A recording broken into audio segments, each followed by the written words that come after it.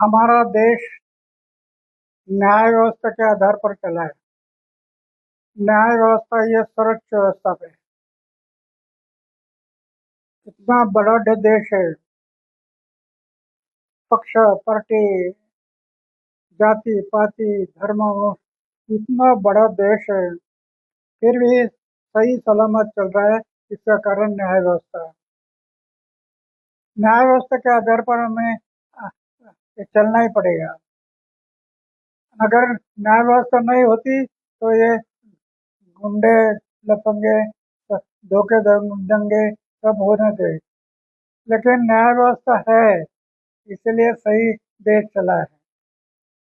इसलिए मैंने पहले अरविंद केजरीवाल के बारे में जो कुछ कहा होगा, लेकिन न्याय व्यवस्था का निर्णय नहीं करा है।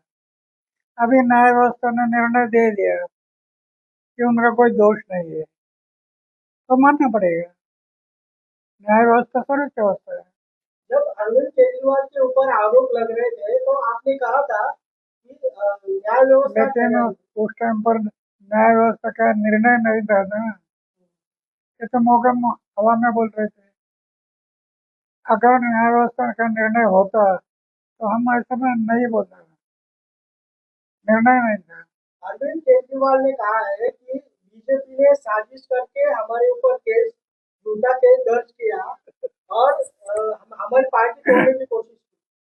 तो उनका प्रश्न है। पक्ष और पार्टी का और मेरा कोई लेन देन नहीं। मैं कभी पक्ष और पार्टियों के नजदीक गया नहीं। उनको जो कुछ कहना है कह गए, उससे मेरा कोई लेन देन नहीं। तो अरविंद केजरीवाल के आगे के लिए आप क्या सलाह दोगे? अरविंद केजरीवाल को आगे की जो जर्नी है उसके लिए क्या सलाह देंगे आप? नहीं, वो मेरा कार्यकर्ता है। अरविंद केजरीवाल, सिसोदिया, ये हमारे कार्यकर्ता है सुने पुराने। तो क्या राय देंगे आप उनको? समाज और देश के भले के लिए जो कुछ कर सकते हैं उतना करते रहो। समाज और देश के भले, खुद के बारे में, पक्ष के बारे में, पार्टी के बारे में मत सोचो। समाज और देश की सोच करके देश को आगे बढ़ाना है।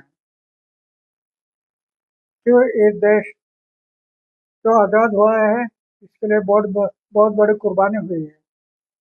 लाखों लोगों ने कुर्बानी की है, उसको याद रखना है। याद न उसको याद भूलना नहीं।